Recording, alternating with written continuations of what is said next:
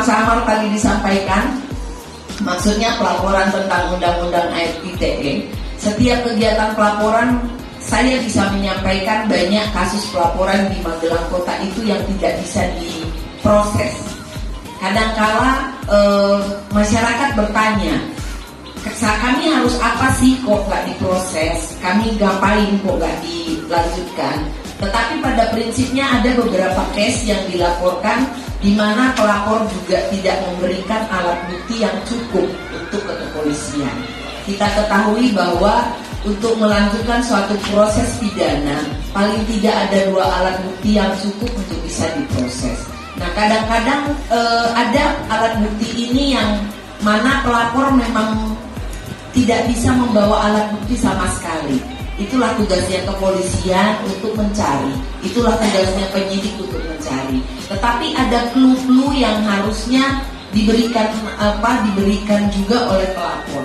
Namanya pelapor kan berarti dia tahu kejadiannya, dia tahu seperti apa, sehingga hal-hal ini yang harus bekerja sama dengan penyidik, sehingga proses daripada penyidikan itu bisa lebih cepat kita dapatkan. Tapi kalau proses kerjasama itu kadang-kadang malah ada lagi, pelapornya ngerti lapor, habis itu ditanya nggak mau jawab, nggak mau ngasih info, terus tapi memviralkan, polisi nggak kerja gitu. Nah itu pun banyak seperti itu. Tapi pada prinsipnya ya mau bagaimanapun itulah kerjaan polisi. Mau dicaci maki ya tetap kerja polisi, mau diajak seneng-seneng ya tetap kerja polisi gitu. Jadi pada prinsipnya kita pasti berusaha untuk menyelesaikan setiap perkara. Karena kalau kita tidak menyelesaikan itu juga tanggungan di Polda itu nanti dicatat terus. Ini penyelesaian perkaranya Polres Magelang Kota hanya sekian persen. Itu juga jadi beban buat kami. Jadi tentunya setiap perkara yang ada dilaporkan ke kepolisian, kita juga kepengen perkara itu bisa segera selesai. Gak ada yang mau menunda-nunda setiap perkara itu. Allah ini disimpan naik jadi harta karun yang Polres di Buraono. Gak ada yang menyimpan perkara, itu gak ada yang kepengen setiap perkara itu gak selesai. Tapi bagaimana memberikan suatu tanda atau memberikan satu informasi yang lengkap itu akan mempercepat dari proses penyidikan. Pak Bowo menyampaikan pencurian ternyata orang dekat. Nah ini yang kadangkala juga sama. Pada saat kita menghadapi sesuatu di masyarakat, kendala yang ada itu begitu ketemu pelakunya nggak taunya keluarga sendiri, tetangga sendiri, sehingga prosesnya itu tidak berjalan. Dan kembali saya sampaikan bahwa kita hidup dan dengan adanya hukum itu adalah penanganan yang terakhir, Pak. Di kepolisian pun kami menerapkan, dan saya kira di Magelang Kota selama saya ada banyak sekali penerapan yang saya menempatkan hukum itu sebagai solusi yang terakhir. Kenapa? Karena banyak sekali yang perkara yang di sini yang nyata-nyatanya kita selesaikan dengan restoratif justice.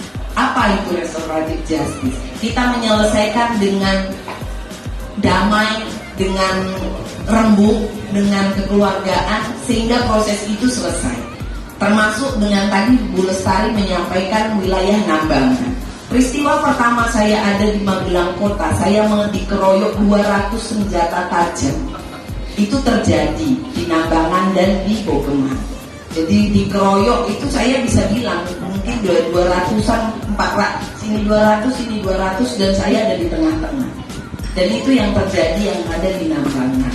Dan tadi kalau Bu Lestari menyampaikan, kita tahu di mana ciunya, kita tahu di mana mirasnya, sangat tahu.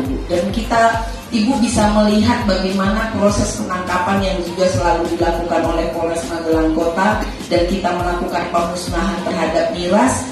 Dan saya kira kami sangat berusaha bagaimana kita memberikan pelayanan yang terbaik kepada masyarakat. Dan kembali lagi terkait dengan tugasnya Garda, Bagaimana kita melakukan sebuah pembinaan masyarakat itu kepolisian tidak bisa sendiri. Kepolisian ini sangat mengharapkan semua stakeholder yang ada, semua lini masyarakat yang ada itu bisa bekerja sama mengelola. Justru bagaimana kita membuat manusia-manusia atau seluruh masyarakat itu menjadi polisi bagi diri mereka sendiri. Tadi Bapak menyampaikan latihan di sekolah, saya malah lebih seneng ke sana Pak mikirnya daripada tadi mikirin ngasih bantuan. Saya lebih mikirin gimana supaya di sini itu menjadi tenaga penyuluh yang baik. Pada prinsipnya kalau kita ada, kita pasti akan saling tolong menolong. Tetapi yang dari saya yang bisa saya sampaikan, bagaimana peran Polri dan Garda ini bisa sejalan. Saya sangat berterima kasih apabila dari Garda, mungkin Pak Edi nanti kita bisa nyari cara pelatihannya apa supaya menjadi penyuluh itu menjadi sertifikasi dan kompetensi penyuluh itu ada. Jadi bagaimana nantinya antara Garda dengan kepolisian bisa bersama-sama untuk kita bisa melakukan sebuah kegiatan.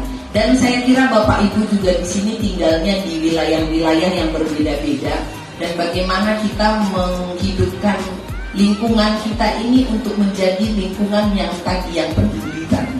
Karena yang saya lihat kalau orang sudah bergabung dengan Garda, berarti punya tingkat rasa sosialnya itu lebih tinggi dari orang lain yang tidak bergabung. Itu sudah otomatis.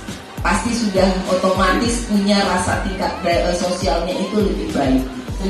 Saya Justina sebagai Ketua DPP Garda Relawan Indonesia mewakili seluruh teman-teman Garda Relawan Indonesia berjumlah 182 personel mengucapkan banyak-banyak terima kasih kepada Ibu. Kami butuh tuntunan dari Ibu, butuh wacana dari Ibu, yang pokok kami tinggalnya butuh bantuan dari Ibu.